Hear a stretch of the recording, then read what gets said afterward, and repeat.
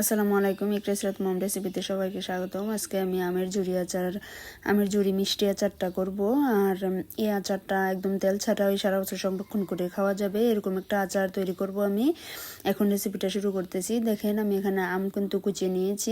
আর এখানে আমার আম মোটামুটি প্রায় 2 কেজির মতো হয়ে যাবে। 2 কেজি হলে কি হবে কি, রোদ্রে যদি দিই তাহলে কিন্তু অনেকটা শুকিয়ে যাবে, শুকিয়ে একদম কমে যাবে। এখন আমি এটাতে হালকা একটু সরিষা দিলাম আর একটু হলুদ দিলাম, দিয়ে মেখে নিতেছি। এখন একটু ধনিয়া গুঁড়ো দিয়ে দিব, হালকা একটু ধনিয়া গুঁড়া। মিষ্টি আচার তো বেশি দেওয়া যাবে না কোনো কিছুই।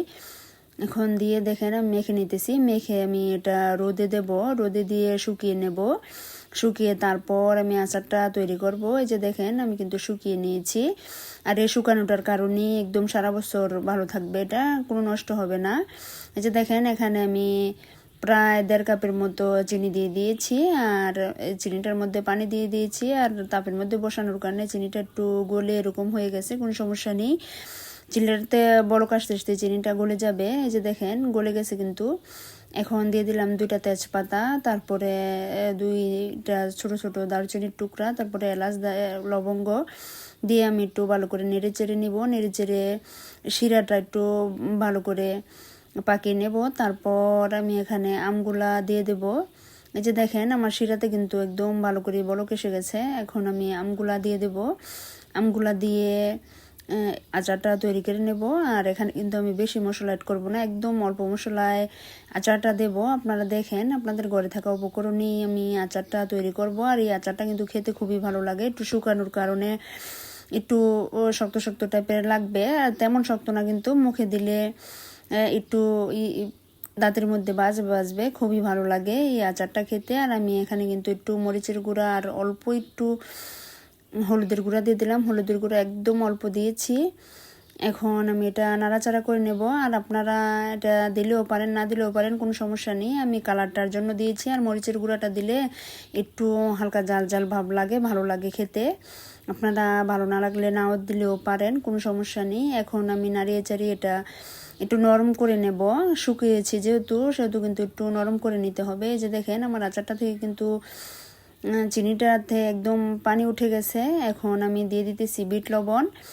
আর আমি এখানে বিট লবণও দিয়েছি আর সাধারণ লবণটাও দিয়েছি। যে দেখেন 2টা লবণই দিয়েছি। আর এখানে আমি বিট লবণটাই বেশি ব্যবহার করেছি।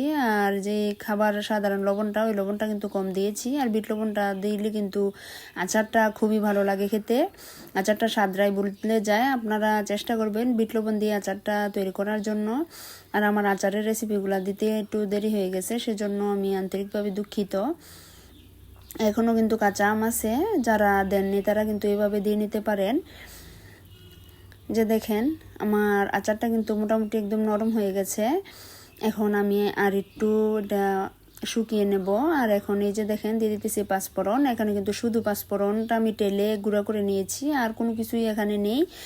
এখন এই মশলাটা আমি নাড়িয়ে চাড়িয়ে মিশিয়ে নেব। মিশিয়ে তারপর এটা একদম শুকনা শুকনা করে নেব। শুকনা শুকনা করার কারণে আর আমের ঝুড়িগুলো আগে শুকানোর কারণে কিন্তু এটা সারা বছর ভালো থাকবে।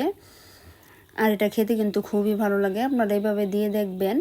এই যে দেখেন এখন আমি এখানে শুকনা মরিচ দিয়ে দিতেছি। আর শুকনা মরিচটা কিন্তু আমি হাতে ভেঙে দিতেছি, এটা কিন্তু আমি কোনো কিছু দিয়ে গুঁড়া করিনি।